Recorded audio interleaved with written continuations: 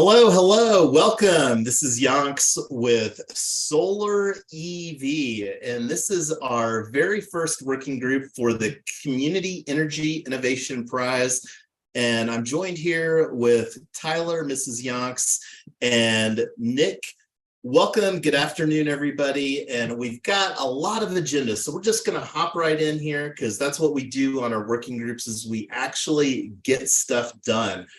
So I'm gonna go right over here. We build in public. This is our Notion database project management tool for keeping track of all of the stuff. And this is our agenda and meeting notes here for today. So again, one of the things that we will continue to talk about is we are absolutely still accepting new teammates for our project. And let me actually go ahead and open up our project page here on solarevcoop.org, make this a little bit bigger for everybody on the live stream. So CEIP, Community Energy Innovation Prize, not going to spend time. Here's our team that we are assembling. And again, we are looking for more people because we're wanting to build a model that we can scale. We're launching here in Colorado in 2024, but the opportunity to create clean energy that's community owned and operated is in everybody's best interest. And also have a link on the calendar at cal.com/yonks. So anyway, this agenda should be linked all over the place. So I'm not going to go into any details on that right now. So one of the things that we love doing is building from event to event. Right now, we had an absolutely fabulous kickoff event Friday in person and online. And that's one of the things that we're going to get a lot better at is creating hybrid events because it just provides more flexibility for people to plug in. And we had in total, myself and Tyler, plus 4 additional people that hadn't heard of our project before. And then we had 1 new person. So 5 new people. I think it was a total of 9 people between in-person and online Friday for our kickoff event for Community Energy Innovation. That was Go ahead, Tyler. And we actually got one of our new guests to set up a Web3 wallet for the first time. So he was super interested in engaging. So this stuff is really, it really matters. It was really fun to get that going with him.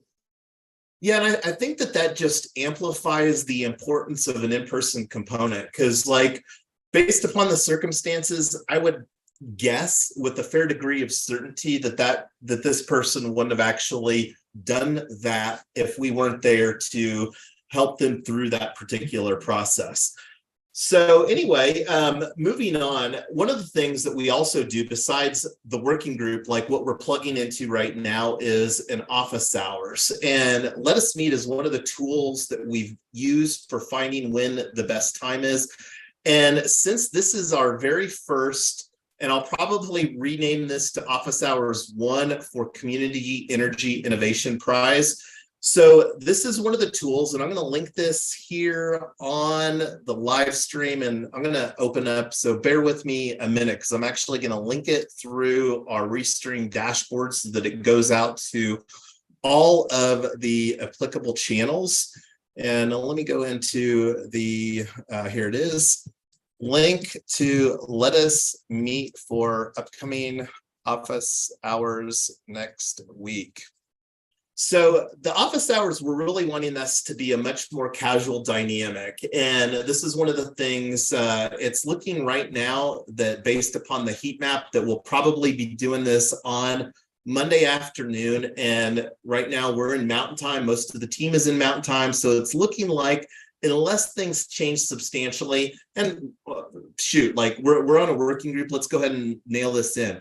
Let's go ahead and put the time here for 2 to 3 tomorrow. So this is something that we can put on our calendars for tomorrow.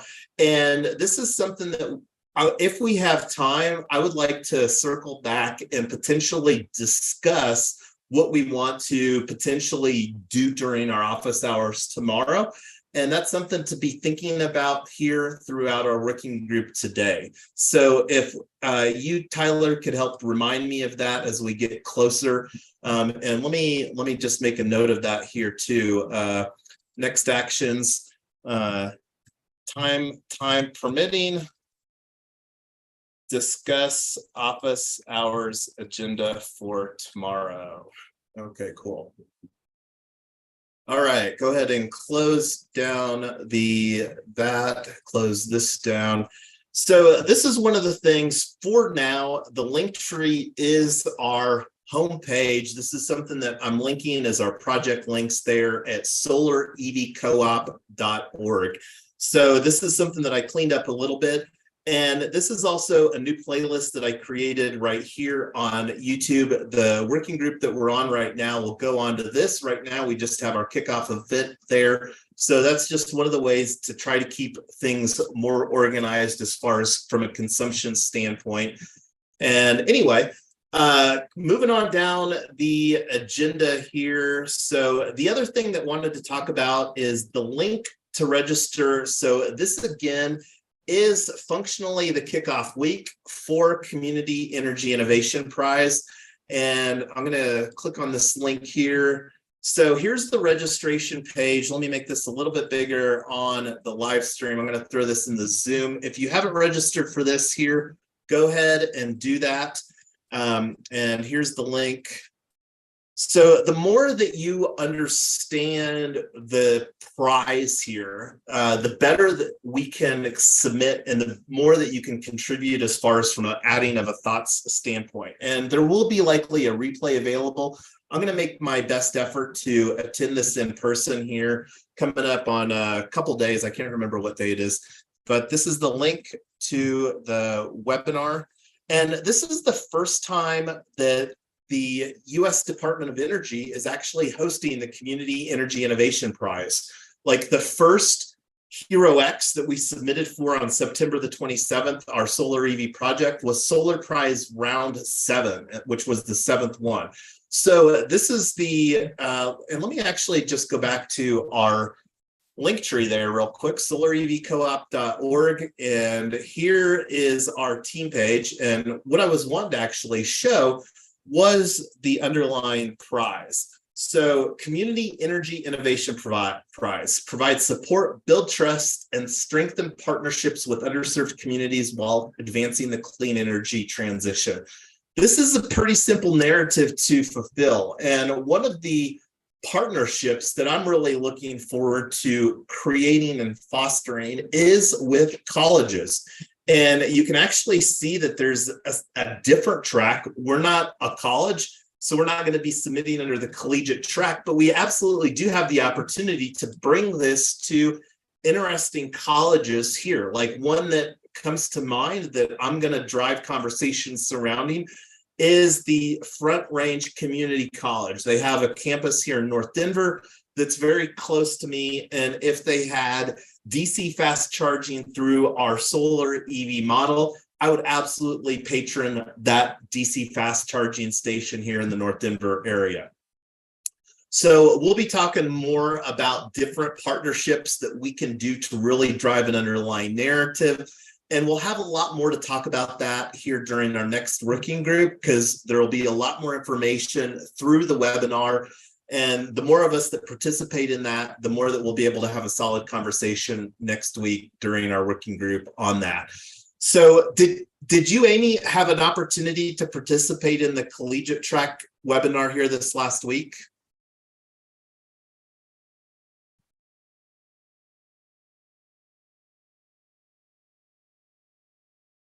Okay, I'm trying to find unmute. I tried to log in. They needed a code and they didn't send me a code. And I don't know why not. So, but I think it should be in replay. And I haven't watched the replay yet. Yeah, and that's something that I was actually planning to do here as well. And let me see if there was an update that they had that. So there is right here. So there is the replay. And here's an update that they just posted literally a couple days ago. So take a look at the updates. And this is one of the things I'm going to just scroll through here real quick. So one of the opportunities to meet the power connectors, and this is actually something that I have on our agenda. Let me scroll down to that. So here's the link. I didn't share that in the Zoom. I think I shared it on the live stream for everybody. I did share it on the live stream. So let me collapse these here because this is the one that I was wanting to talk about next. So there's a community office hours that's held by a power connector. And this was, let me meet the power connectors. So this is at the Clean Energy Business Network, and the links that I had here, here is the link on the forum to the Power Connector Support Office Hours.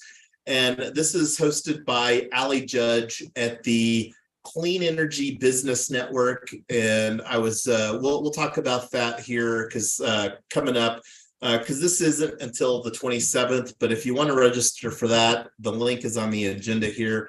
And we'll talk about that between now, because that's coming up here at the end of October. All right, so that was the upcoming opportunities here. And again, this is something that I'm going to do my best to maintain here on our project page as far as opportunities, because that's one of the things that we want to make sure that everybody has information as far as participating in upcoming opportunities.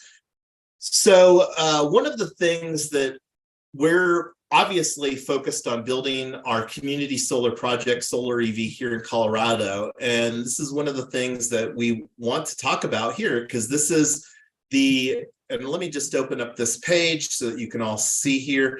So the CCSA, they have their homepage at communitysolarnews.org.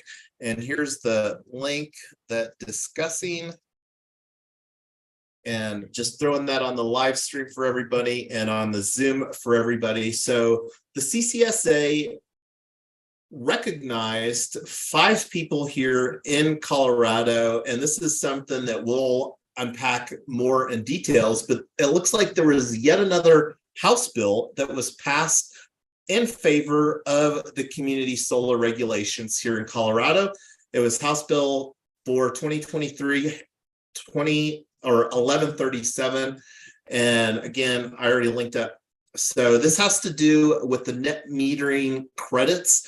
And that's one of the important components that it will be talking about that makes the community solar program viable. One of the things that I'm really excited about, though, is with us building a truly distributed energy resource where we're looking to generate, store, and distribute the energy on site through EV charging, we may not even need to have a grid interconnection with Excel, because we're really looking, and one of the other House bills that was passed that came up on our radar was that there's not any local municipality that can prohibit the installation of EV charging. So this is something that we're very well positioned here in Colorado. And this is actually something that on our project homepage, and let me just bounce over there real quick so that you all can take a look and see that. So here's our project homepage, and these kinds of resources are something that we're adding. Why Colorado is the best site for us to build solar EV. So we've got decades of experience, and I'm not going to go into that because we've got an agenda to unpack here. So I'm going to go ahead and move on here. And this is something that I think there's a great opportunity to connect with these people that these regulated state register. Anyway, the people that were mentioned in here, and this is something that I'll talk to Tyler offline about, and then we'll post an update here to everybody on our next working group. So with this being our first working group for Community Energy Innovation Prize, and this is something that I kind of mentioned before we went live, we really like, this is functionally our 10th working group that we've held here in the last couple of months for building our solar EV project. And we had some deadlines that we were really under the gun for. True story, like on the Community Power Accelerator Round 2, I mentioned and circulated to the team, we had 1 minute. The email, the confirmation email was 1 minute prior to the deadline that I was submitting there in Vegas. So we've got a lot more runway on the Community Energy Innovation Prize. And one of the things that we're going to do here today is just take a step back and talk about best practices. And that's one of the things that I added here in our solar EV project priorities. And this is something that is synced across pretty much.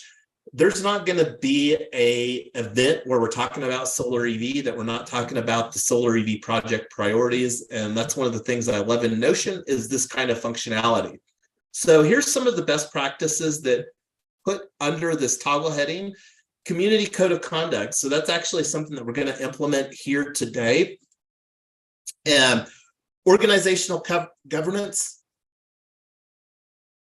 This is something and we'll talk more about organizational governance here, not too much today, but that's something that we'll continue to talk about.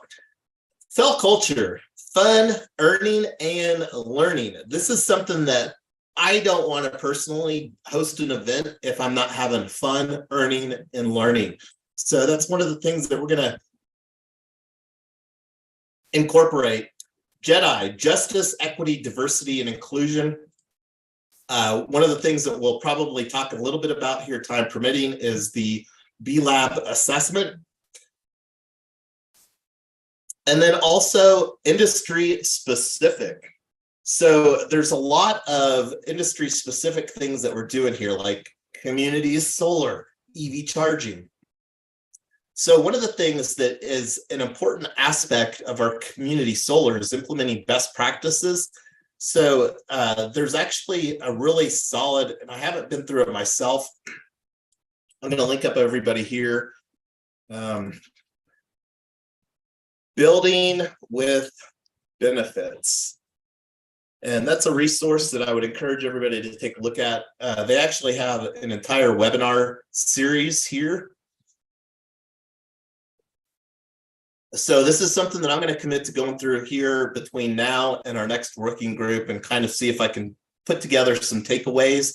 I think that we already put forward a really solid aspect. And let me actually find our one-pager here real quick, because this is one of the things that I'm really excited about, is really confident that we'll be able to provide a guaranteed savings program for our community subscribers, and then also the DC fast EV charging. So let's see, solar EV, one pager.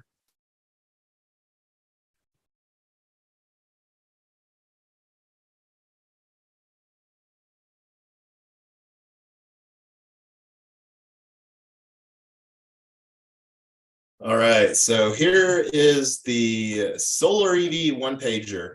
So not going to go into details on what this, but the main thing that I was wanting to show was the guaranteed electricity savings here in this lower quadrant. And this is one of the things that really excited about. We should be able to offer a 90% guaranteed savings for normal customers. I don't even think that we're honestly going to spend that much time on this particular one.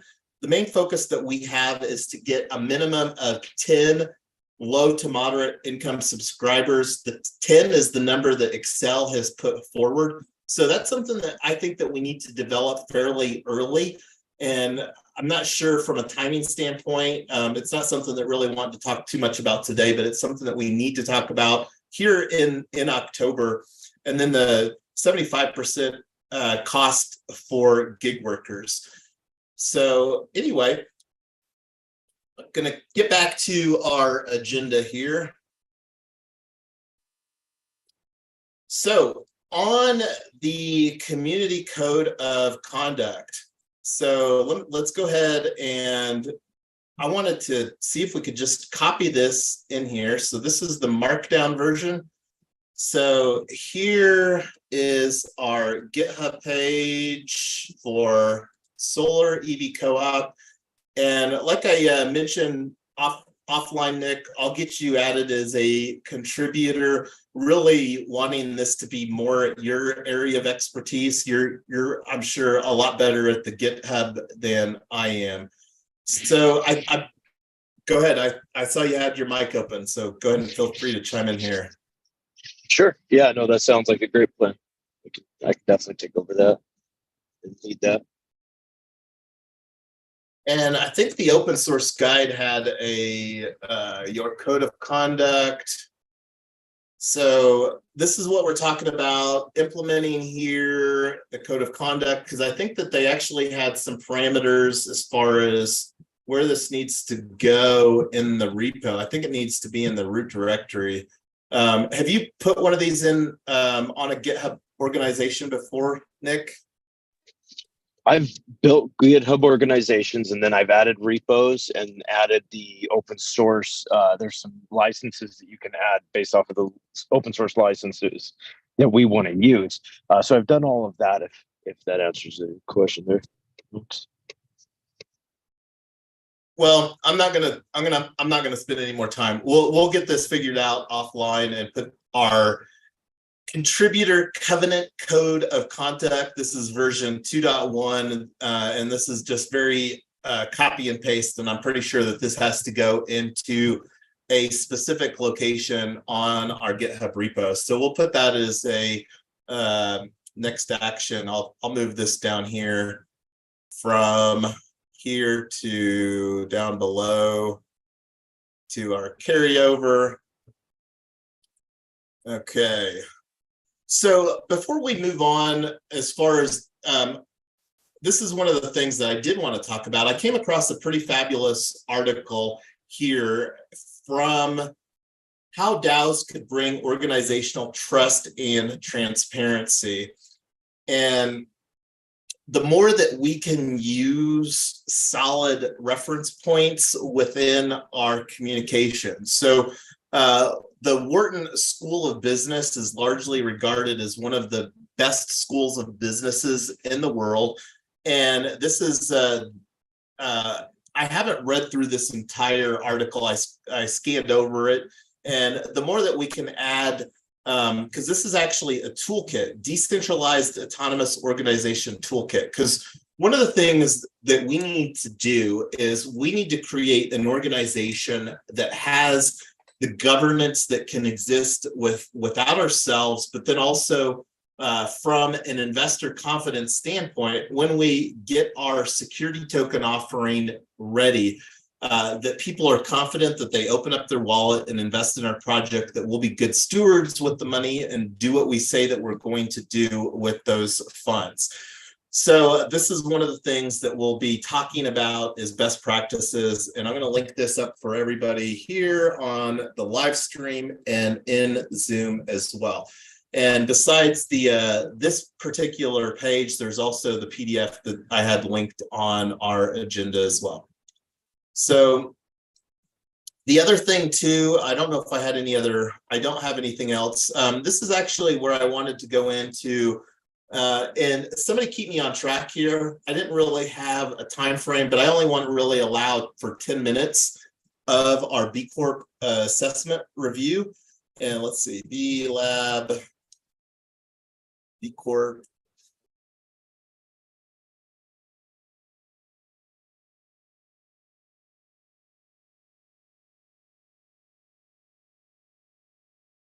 So let's actually give 13 minutes because we're at 2:37 right now. Sign in.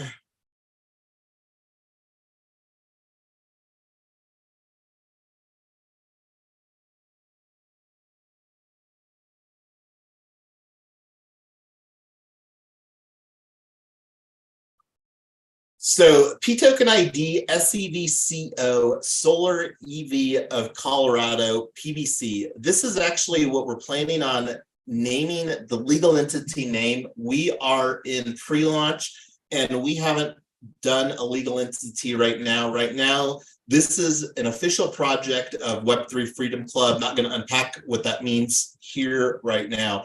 So going into the BPAC assessment, and I'm pretty sure that I've added everybody that's on the call here today. to this, and this is something that if you have time, feel free to go in more details. So one of the things that we started a little bit, and we've been talking about governance today, so let's just go ahead and hop in.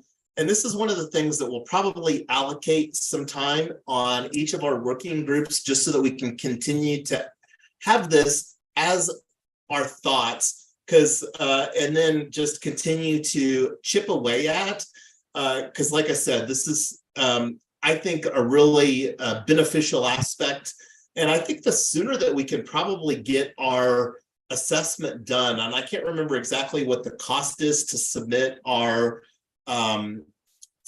fee. I think it's like $150 or something like that. So it's a pretty nominal cost. And I think that that's something that will amplify the underlying value of our things.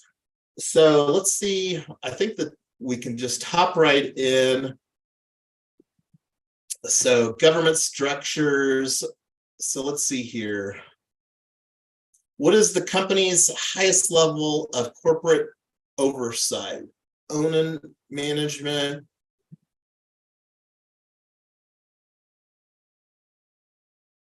So board of directors, this is one of the things that we're actually going to be implementing a board of stewards. All of the people on here today, and this is actually something that I'm pretty sure, let me take a look here, because I'm going to go off on a tangent a little bit here. This is the Solar EV app.unlock protocol, and I'll probably have to sign in real quick here.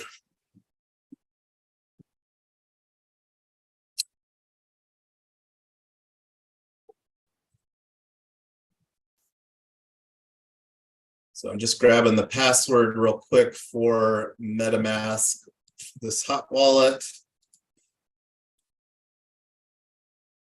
So board of stewards. So I think the only one that we haven't airdropped is for Nick. And this is something that I will make sure that we get you added here, Nick, to our board of stewards. And this is something that, yeah, so that's for the main solar EV co-op DAO. This isn't even specifically for Colorado yet. So that's one of the things that we'll create our board of stewards with. And again, I'll take that offline. This is something that we might do during our office hours tomorrow, because this is, anyway. Board of stewards, that's going to be the basically the same thing as the board of directors. And you can see for answering this particular question, we earned 1.5 of 1.5 points. And this is something that, again, will continue, and really wanting to invite other people, not necessarily core contributors, to our board of stewards, like our legal attorneys and other key stakeholders in what we're building. So, and I'm going to add a public comments. This is something that we discussed during, I'm going to copy and paste this right here.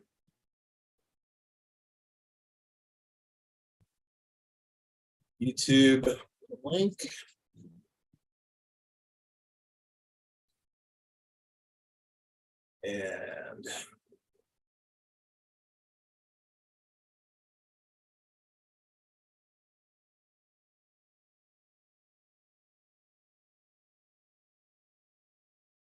And I don't, this is the first time that I'm ever doing this B Corp assessment. So it'll be kind of fun to see what that looks like as we continue to go through this process, because that's one of the benefits of being radically transparent with this model, is the opportunity to, and this is one of the things that I'm constantly thinking of as far as like, because ideally I would like to have a page on Solar EV Co-op or solarev.coop for our working group. And that's one of the things that we'll talk about as far as ongoing, like I'm really excited. We just kicked off epic content marketing during our last book club. But anyway, governing body characteristics. The next question here. Which of the following apply to your company's advisory board or board of directors? Advisors members meet at least annually. Advisors members review company. So I think that this is a multi-check here. It is a multi-check. So the goal right now with our board of stewards, and this is something that we actually already have on Let Us Meet, and I'm gonna go off on this tangent because I sometimes do that. But we already put on our right here. This is the Let Us Meet. And if you all could go ahead and add, because I'm the only one looking here that's added the availability. And I'm going to link this up on our Restream here real quick too. So this is our planned first board of stewards meeting. And there's the Let Us Meet for that. And that's something that when we get that dialed in from a tracking standpoint, as far as the time, we'll get an event created. But I'm going to go ahead and add that to our right here. Let me just do a new toggle heading. SEVCO. Board of Stewards. Here's a link to that bookmark. And I'll put on here what that is. Turn it to bigger.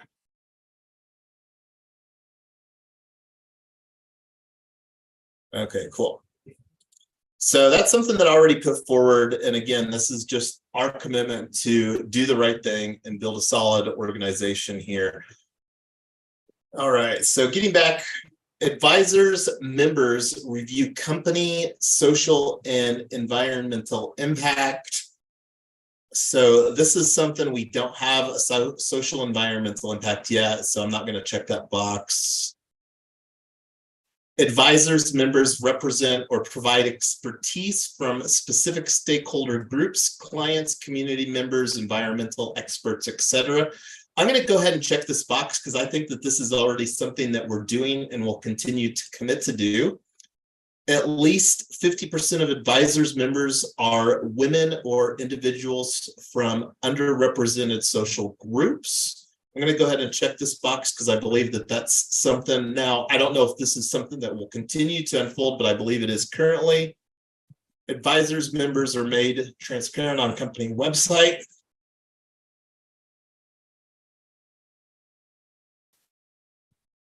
So as you can see, when we check those boxes, that allowed us to earn 1.5 points on that too.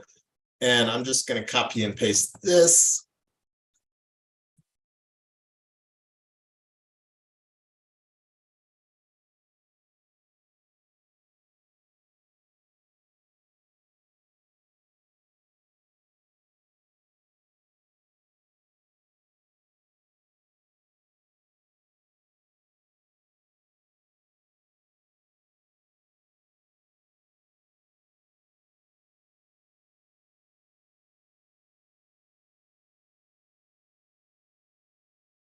Okay, well, we went through two of those. I'm okay deviating from this. Does anybody else want to go through more of these, or should we go on to something else from our agenda?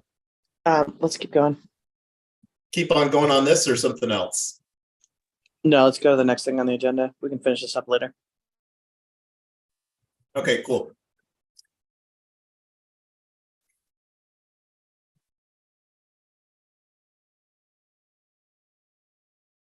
All right, so the next thing I had on the list was resources. And this is one of the things that I'm going to continue to amplify in this manner when I come across some resources.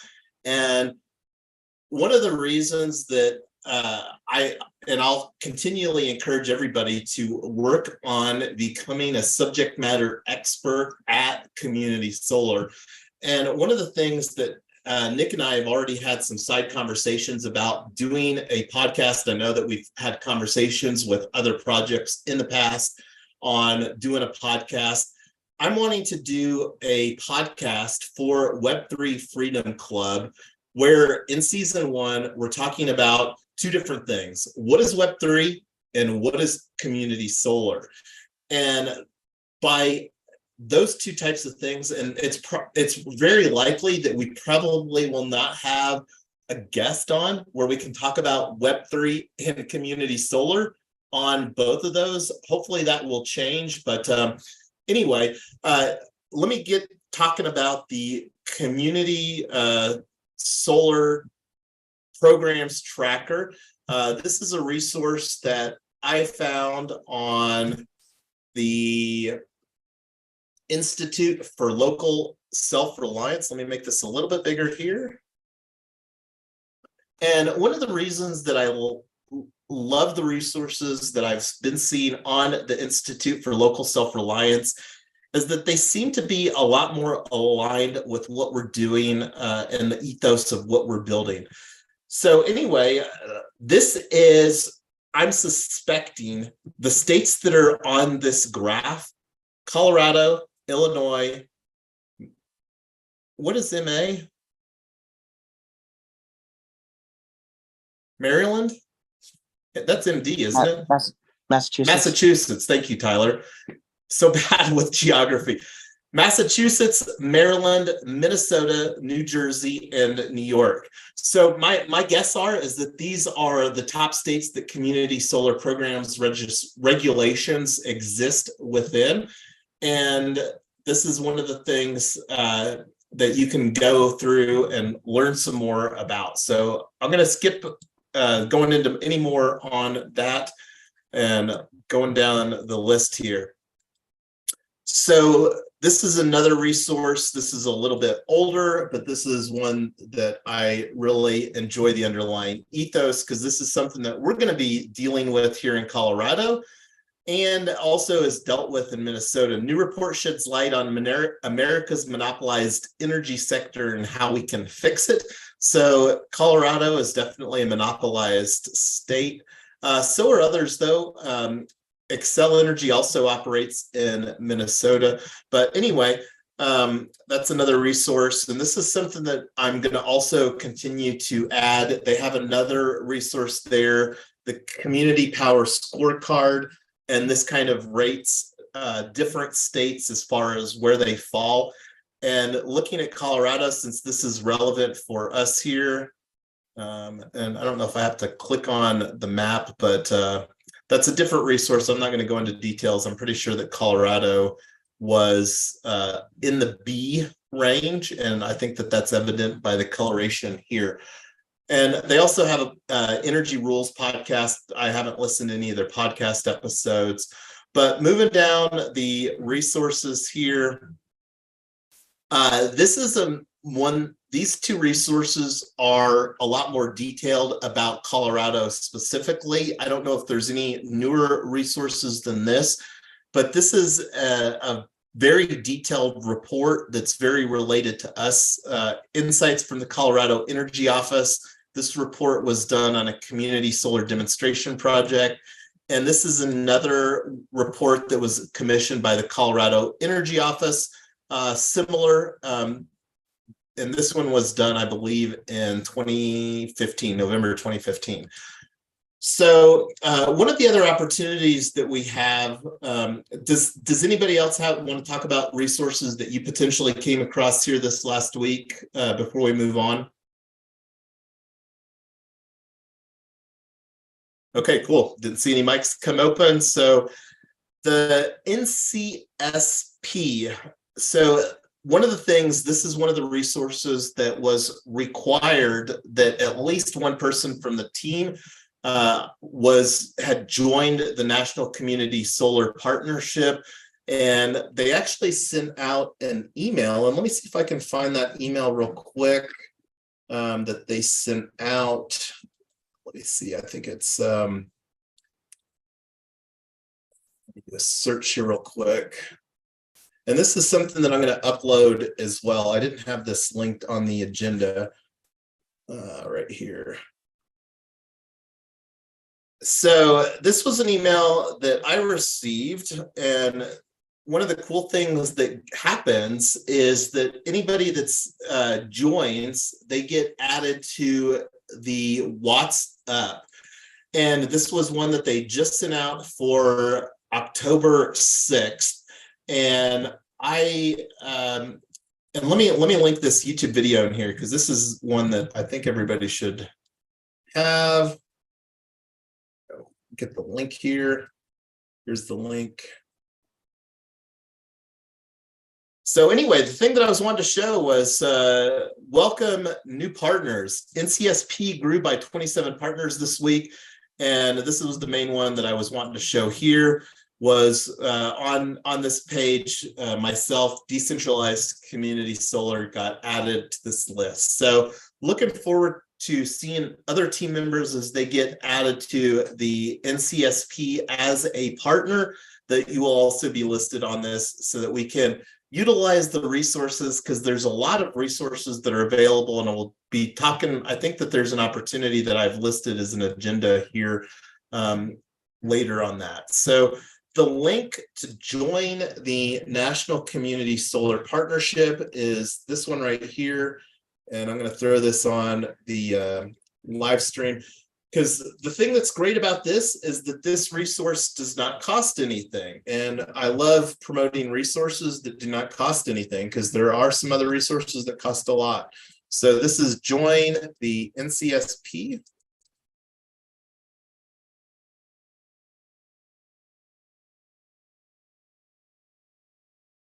So the other opportunity besides the NCSP, and I'm going to actually talk about the, before I move on, the technical assistance, because this is one of the things that may be an opportunity for us to actually get done here during the webinar, because this is one of the things, I'm not sure how detailed the application is. So this is the forum.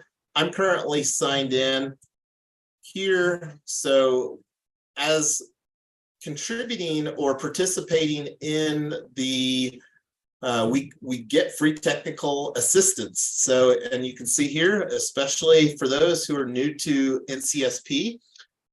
So here's the apply today link. So let me see what this looks like.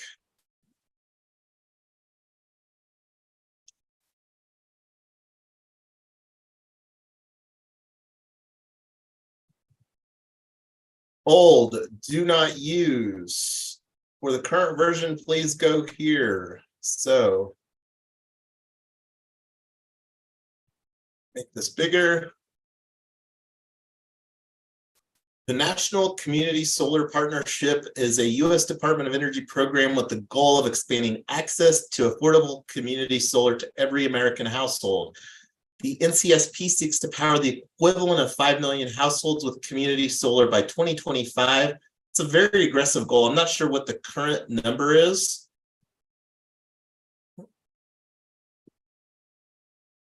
Technical assistance eligibility.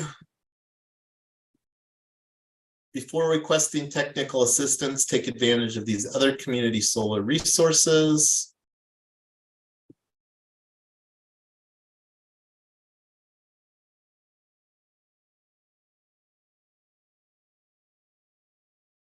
Sorry, the survey is not. So one of the things I think and I'm pretty sure that everybody that's on the call enrolled. We didn't have the requirement that everybody needed to go through here. I'm going to open up this to circle back to this later. The Municipal Utility Community Solar Workbook. So I'll take a look at that and add that to our resources section.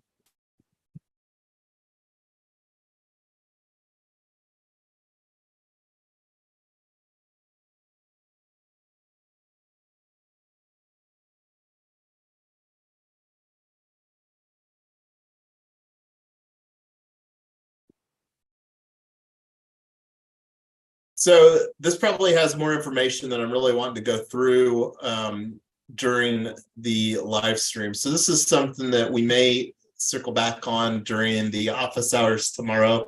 We'll take a look at some of these questions here and see if we've got to get the, because I would prefer to get the technical assistance conversation going with available channels sooner than later.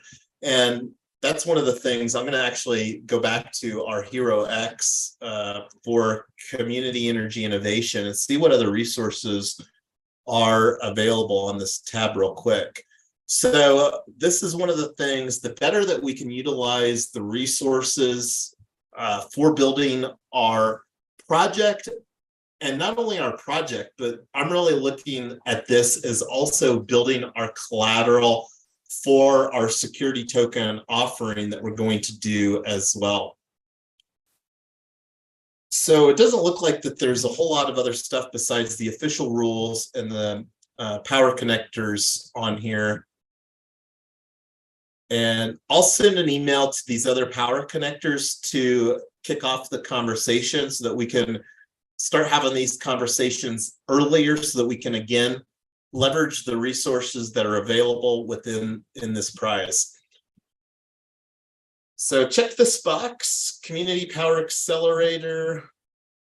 So this is another dynamic. I copied everybody on an email. We do have our organization approved, and this is something that I would encourage everybody to go through. So let me see here, your projects.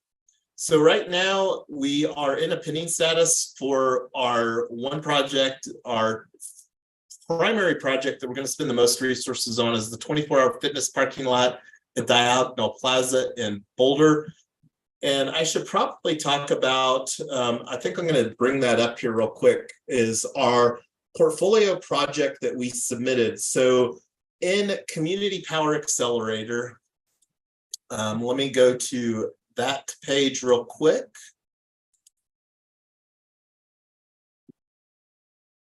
So our team entry for Community Power Accelerator, and I'll just bring open the what we submitted here.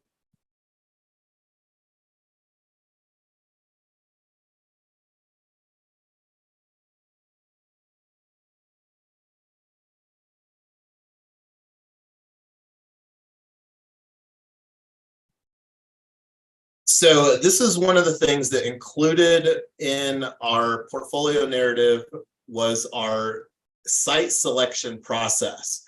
So our goal is to build distributed energy resources that include 3 components: parking lot, canopy, and or rooftop, smart battery, DC fast charging.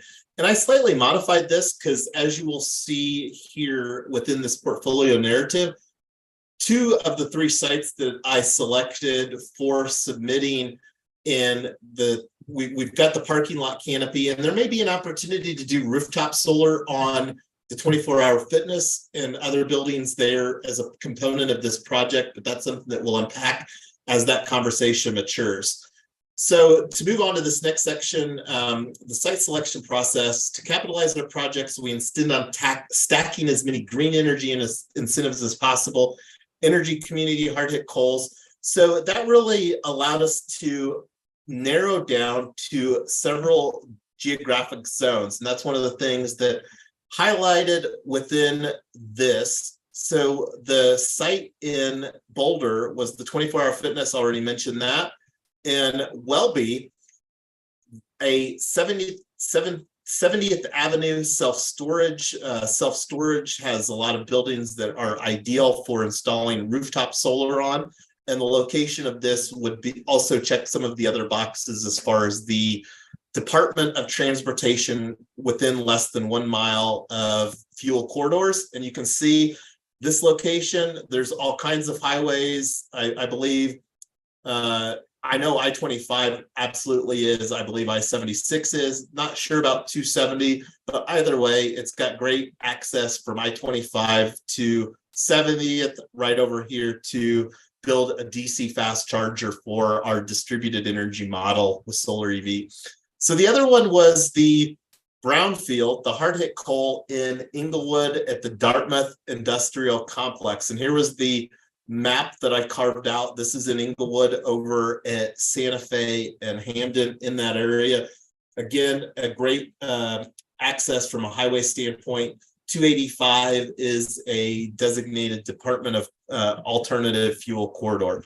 So those are the 3 sites that we have shortlisted. These sites, we've not had any, as you can see, project stage, preliminary, no contact and or agreement with site owner. And that's one of the things as these conversations unfold, we'll share that with everybody here. So I just wanted to unpack that because this is something that was finalized within, because one of the requirements for our Community Power Accelerator Round 2 was that we had to have at least 2 portfolio projects included within our portfolio narrative for consideration. And one of the things that I'm excited about is getting feedback for our submission as we work on our narrative and our project and our business model for our Community Energy Innovation Prize submission coming up here. So does anybody want to chime in? Any thoughts on these 3 sites, or as far as thoughts on how to best move forward from a conversation standpoint?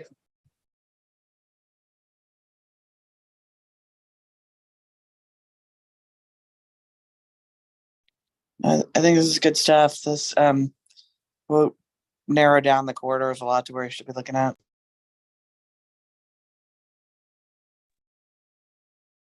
Yeah, and just to recap, and one of the things that we need to have some conversations, and had some side conversations a little bit with Amy, who is our global market strategist here at Solar EV. And one of the things that we really need to do is to develop our process with verifying low and moderate income. And I don't really want to go down that rabbit hole today, but we can have some side conversations, maybe during our office hours tomorrow. I'm thinking that would probably be the best place for that. But I did want to also show, so besides the portfolio narrative, one of the other things that was a really important component is in our project for not only the community, or not the community, but the Solar Prize Round 7, and also the Community Power Accelerator Round 2, was this was the roadmap that we submitted for our project. So this is something that I uploaded on Google Docs. I'm going to go ahead and share the link on this. This is something that we've got on our, here's the link on the live stream, and our Solar EV road map. And this is something that we have a strong opportunity for amplifying in a better, I don't want bullet points to really convey our roadmap, but this was something that was easy to do for submitting within our 2 narratives that we already submitted for. So this is the and we already, like, we've checked these 2 things right here. This is one of the things that love doing. So one of the things that will be interesting to see, and this is something that I think is very doable, and these aren't dates that are set in stone if we need to modify those. And this is something that I want to talk about. We've talked about the low income, low moderate LMI. We're just going to call it LMI here, low moderate income LMI households. So LMI households, if we can get our subscriber agreement finalized for our low to moderate income households, LMI households, by the end of October, I would be super happy with that, because then that would provide basically, and you can see the related bullet point is to onboard 10 LMI households. So that would give us 2 whole months to only onboard 10 LMI households. And then the other component is 100 gig working drivers. And that's something that we'll continue to have conversations about as far as the best strategy for doing that. I've got a really exciting idea around a movement marketing campaign. Probably not going to unpack that here today. But I shared the link here for the roadmap. Let me keep on going. Does anybody want to chime in any thoughts, like I covered, I think the other one is the solar EV parking lot site finalized within target area. That basically gives us pretty much the entire month of October. I guess the first week of October is already behind us, but we still have 3+ weeks of October. I'm really hoping that we can get a parking lot letter of commitment done. I'm not sure if that's realistic or not. Those conversations will absolutely amplify. But anyway, I'm going to stop talking and let everybody else chime in some thoughts as far as these initial roadmap items that we've put forward here now. So Jason and I just got back from this global real estate conference in my new firm, and one of the sessions that we went to was all about green and solar, and it wasn't just about solar, but green initiatives in general, and met a lot of people who had a lot of connections, and also got a chance to connect with the commercial division of this company. So I'm hoping to reach out to a lot of those people, and also my state level manager is pretty interested in environmental stuff, so hoping he can make some intros too. So that's the latest on how we're hoping to move forward instead of just doing cold calls and random meetings and trying to find people that way.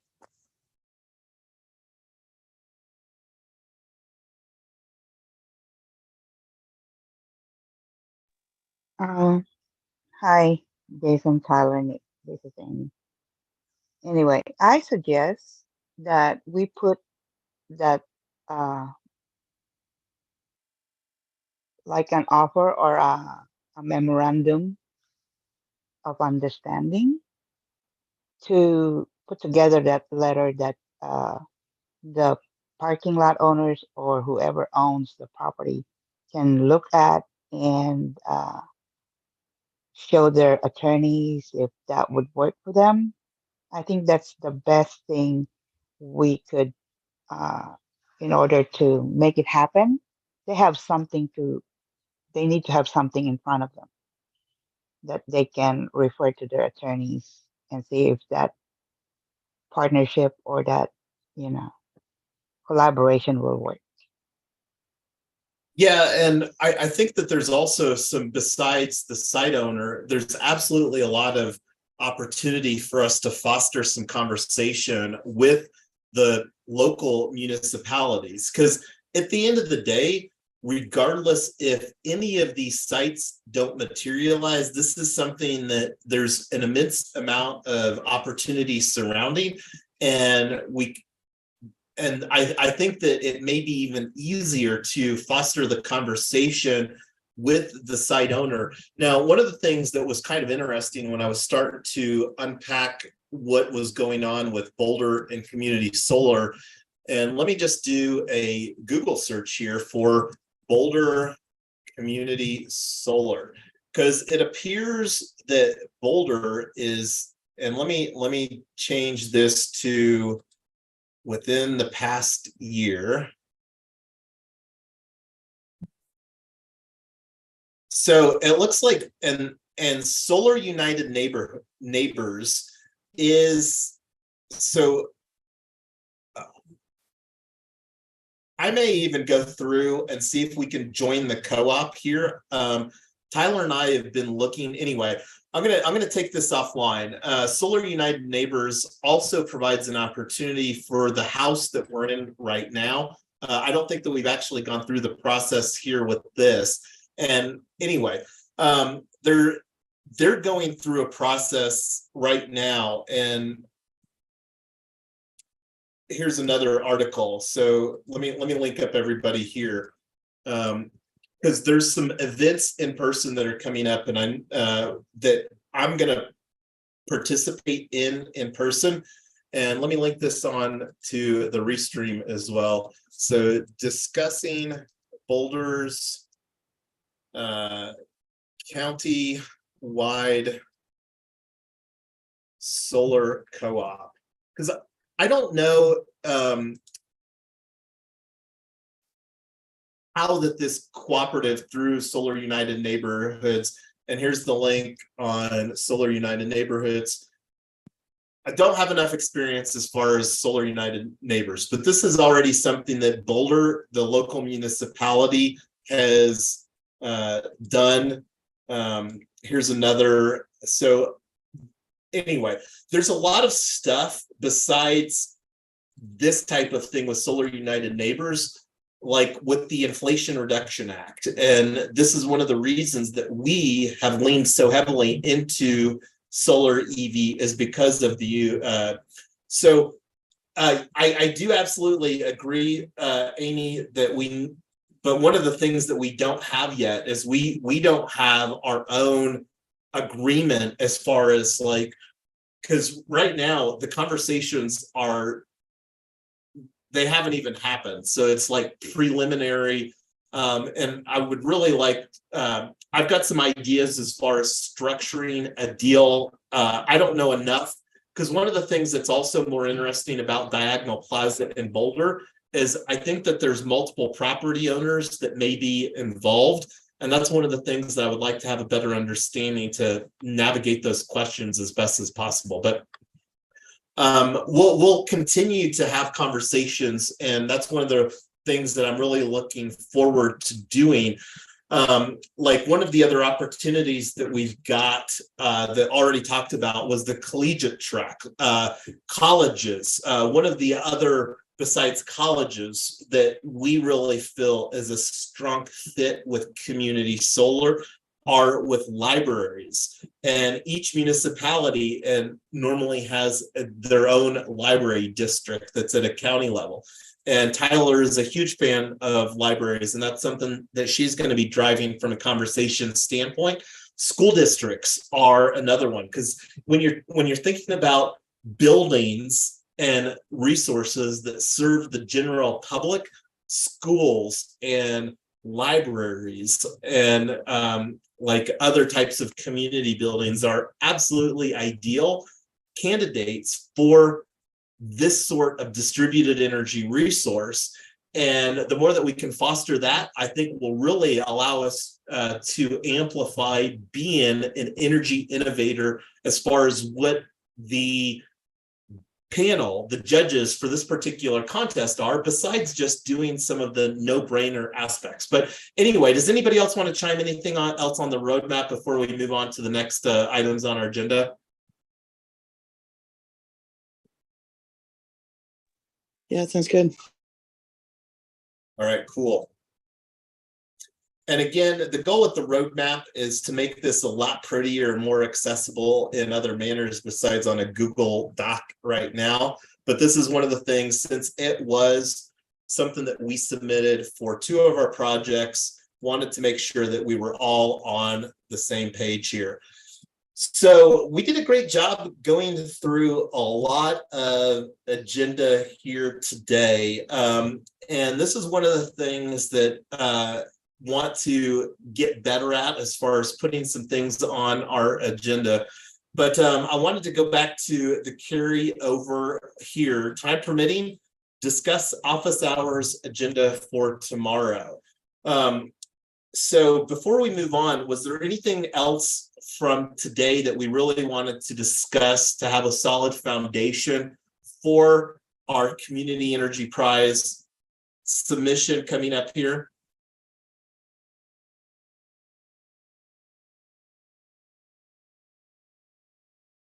And it looks like Brooke hears Daddy's voice and she's hollering for Daddy to come get her out of her nap. I'll be down in a minute. Awesome. Thanks, Tyler.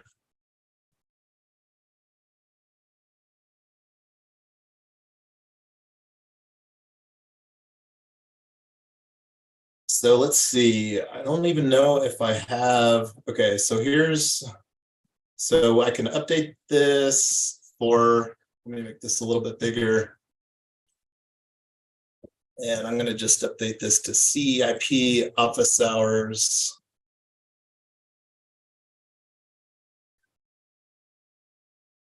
So we're doing Monday at I think 2 p.m. if I remember correctly.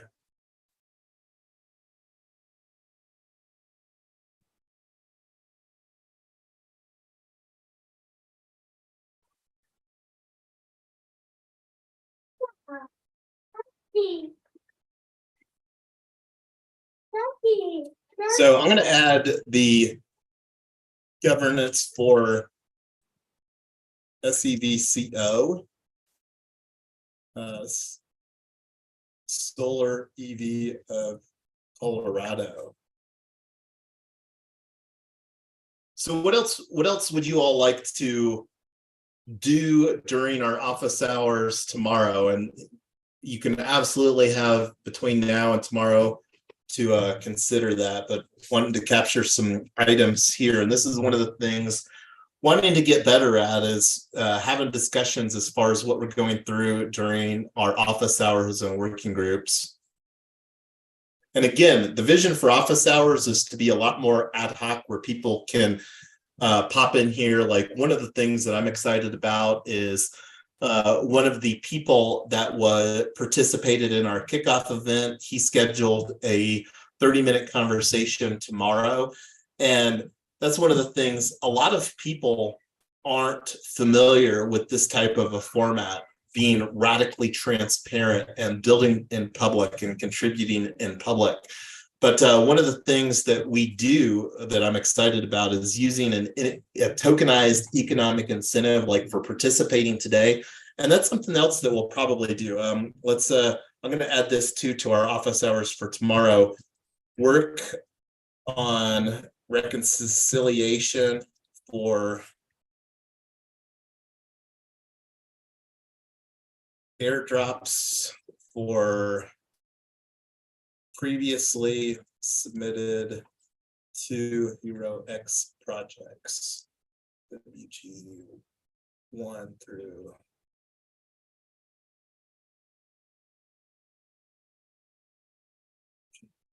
9, which was 2023 Q3. So that's something that hopefully we'll be able to do the airdrop. And that's one of the things that I want us to get a lot better at.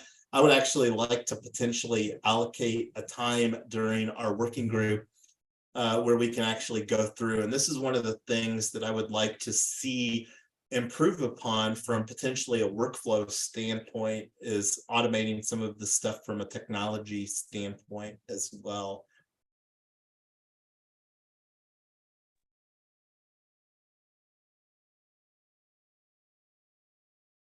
So that will be enough between now and tomorrow. What else? We've got 40 minutes left, but I'm quite okay with giving people back 40 minutes on their Sunday here. I feel really good about what we've gone through. It's, as always, a lot of information that we cover in a shorter period of time, and that's one of the reasons that we use this format so that we can go back. Actually, there is one other thing. I wanted to see what the best AI tools for Zoom meetings.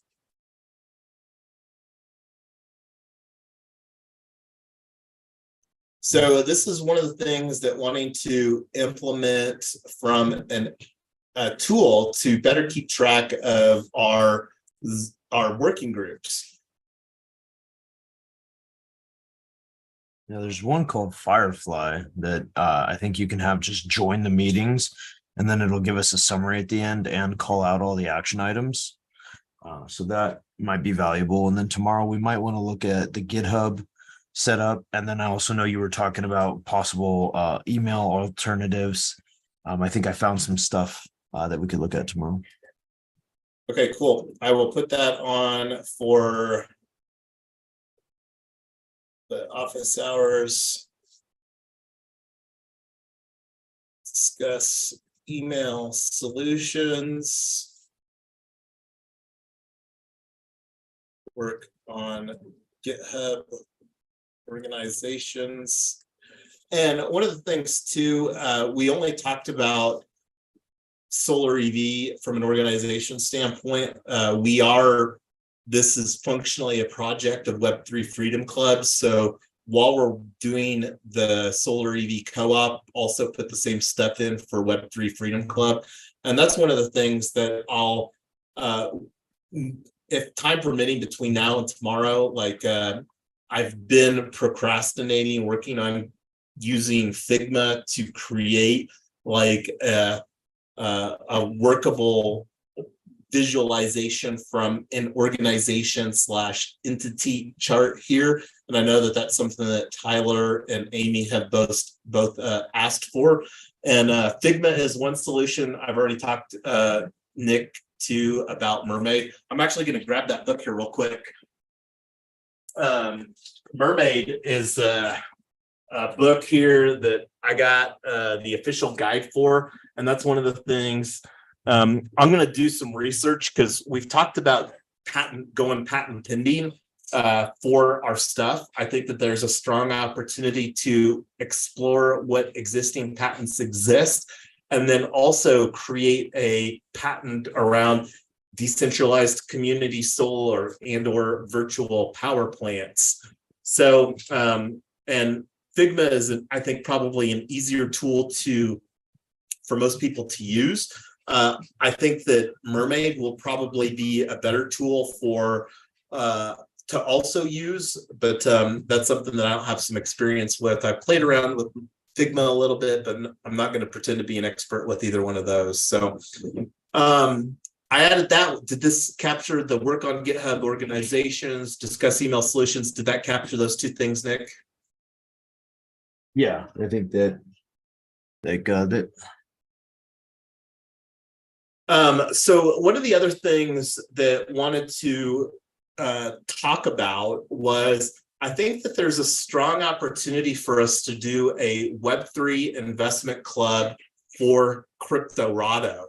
So besides the meetup group there at Seedstock Brewery, and then the one that we're doing at Satire Brewing in North Denver, my thoughts is that I would like to have an investment club, a Web3 investment club that we, either Tyler and or myself or both of us, whatever, could start contributing $100 a month to. Because one of the things that really wanting to create is an avenue where we don't have to do a public token offering, where we can use an increasingly hyper-local network of investment clubs to really lean into the circular and regenerative economy model that we're building.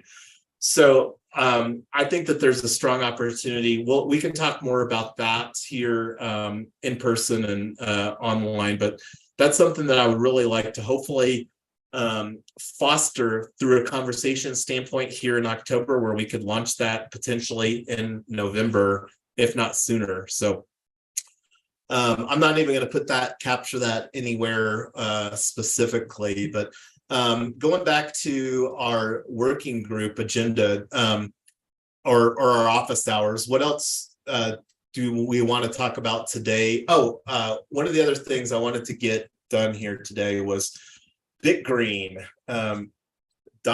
So tax credits. So Bitgreen is an on-chain solution for investment tax credits and carbon credits. And this is one of the potential solutions that we can use to streamline the tax credits aspect. I'm really expecting the tax credits and the transferability of those tax credits to really make the magic viable for the solar EV model. So this is one of the things that was wanting to book a time for. So we've got our working group tomorrow, and let me see what times are available.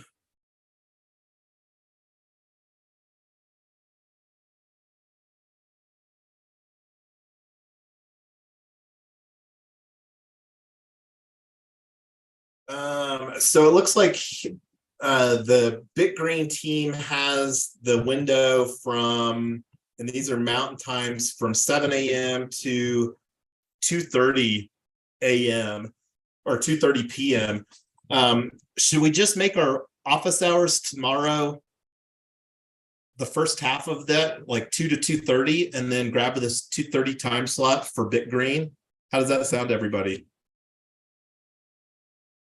That's fine with me. I did reach out to Bitgreen just to see if they would respond. I haven't heard anything back, but I think that was Friday evening. So we'll see. Monday morning, they might get back to me. All right, well, I'm going to go ahead and fill this out and grab this time slot. So this will allow us, and if we want to potentially just talk about, and I don't think there's a whole lot to talk about as far as this. They're the experts on this piece, and they have an on-chain solution. So I'm going to go ahead and grab this time slot tomorrow. So we'll actually make our office hours tomorrow, just the first half hour, and then the second half hour we can have this conversation with BitGreen. I'm also going to be moving the conversations along with our potential security token partners, and that's one of the things that we'll continue to discuss here in Q4, because we haven't finalized who the most ideal partner is. I shared the resource in the LinkedIn chat with that security token advisors report. I haven't gone through that myself, but I'm also planning on joining the Security Token Advisors Success Network to connect with other security token leaders and thought leaders that may have some additional experience to chime in on that. But anything else that we want to discuss or think about here for this upcoming week to move this project forward?